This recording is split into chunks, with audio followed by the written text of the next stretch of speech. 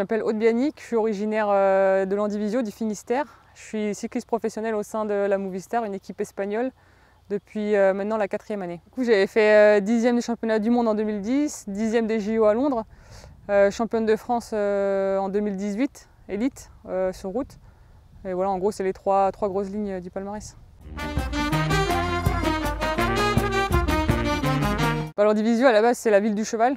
Donc voilà, moi je fais du vélo, mais c'est vrai qu'à la base, c'est une ville plutôt équitation. Mais après, il y avait un bon club de vélo. Et c'est vrai que c'est une ville plutôt calme, mais il y a des bons parcours, il y a du plat, il y a du vallonné. Donc pour commencer, c'est vrai que c'est bien parce qu'il y a tout type de circuits. Et voilà, c'est vraiment une belle ville.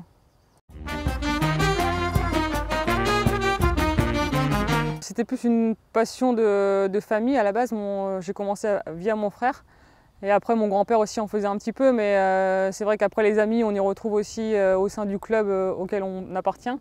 Et voilà, ça devient une grande famille un peu du vélo et chaque week-end on se déplace on va dire avec notre seconde famille du vélo. Donc c'est vrai que c'est chaque fois des bons moments sur chaque course et ça fait plaisir. Ouais, c'est vrai que ça fait maintenant plusieurs années qu'on remarque ça sur les courses bretonnes, que ce soit des petites courses ou de grosses courses comme le Tour de France. On a vraiment du public qui est toujours présent et il n'y a pas une course sans le drapeau breton, même à l'étranger. Donc c'est vrai que c'est une ferveur, le vélo. Et après, d'où ça vient, je pense que voilà, il y a des origines déjà lointaines avec Bernard Hinault, qu'on connaît bien, qui a fait de sacrées performances sur le Tour de France. Je pense que la Bretagne, ça fait des années qu'il y a des grands champions qui sortent au niveau du cyclisme. Donc, c'est une des raisons à mon avis. Ça fait 3-4 ans maintenant que ça évolue vraiment bien. À l'époque, il n'y avait pas vraiment d'équipe professionnelle comme à l'heure actuelle. Et chaque année, on voit que ça évolue. Chaque année, même en France, maintenant, il y a quasiment toutes les équipes World Tour qui veulent créer une équipe féminine à côté. Et aussi via le Tour de France, Paris-Roubaix, des grosses courses comme ça qui ont lieu maintenant pour nous les filles. Donc c'est vrai que ouais, c'est que du positif et chaque année on va vers l'amélioration et ça progresse vraiment vite. De base, j'étais dans le club de l'Andivisio, donc il y avait quand même c'était un gros club, on était vraiment bien encadrés et les dirigeants, chaque semaine on était avec eux et après plus ça va, plus on s'oriente vers le club Bretagne, ce qui fait qu'on fait des sélections un peu en dehors de la Bretagne pour faire des plus grosses courses. Et c'est vrai que le club Bretagne, ça m'a vraiment beaucoup appris et je pense que c'est une des raisons pour lesquelles voilà, on progresse étape par étape et puis on est bien encadré de tout petit jusqu'à devenir plus adulte et voilà, faire les progrès petit à petit. Ouais. Chaque année, en fait, le club Bretagne, il sélectionnait des filles et des garçons, en gros les meilleurs de la région pour les aider. Donc déjà, on avait tout ce qui est matériel et en plus de ça, ils faisaient des déplacements, pas chaque week-end, mais régulièrement pour nous faire progresser et nous faire un peu faire des compétitions par rapport aux autres régions et progresser par rapport à ça.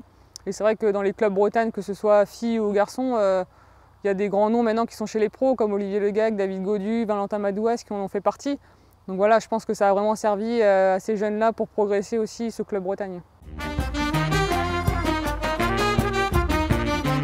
Je pense directement à Bernard Hinault, c'est vrai que ça a été l'image pendant plusieurs années du breton à tête dure et c'est vraiment l'image qu'il donne et c'est ça un breton, c'est voilà, la tête dure et ne rien lâcher et avoir un caractère un peu de cochon. Ouais. Je dirais le beurre salé. C'est vrai qu'à chaque fois j'essaie de trouver du beurre salé voilà, avec moi parce que voilà, le pain beurre c'est vrai que c'est de la région et le beurre salé si on n'en a pas au petit déjeuner c'est quelque chose qui manque, donc à chaque course, essayer d'avoir ce petit beurre breton, beurre salé avec moi.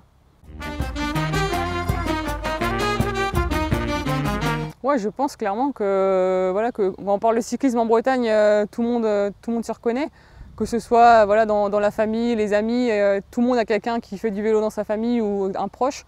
Donc c'est vrai qu'on s'identifie plus ou moins au cyclisme, même si on n'en fait pas soi-même, mais c'est vrai que voilà, c'est quand même un sport, je pense, régional et attachant et je pense que voilà, il y aura du monde sur le bord des routes là pour le Tour de France à toutes les étapes parce que tout le monde aime voir le vélo et l'événement que c'est. Les festivals en Bretagne, c'est quelque chose qu'il n'y a pas partout en France. Et voilà, quand on voit les Vieilles Charrues, le festival du bout du monde ou d'autres encore, c'est vrai qu'il y en a partout. Et ouais, c'est vraiment, on dirait, culturel vraiment spécifique à la Bretagne. Malheureusement, je ne peux pas y aller ou très peu parce que ça tombe en même temps que les compétitions et on ne peut pas tout faire. Et malheureusement, c'est pas vraiment la récupération d'aller faire un festival, donc j'en profiterai après.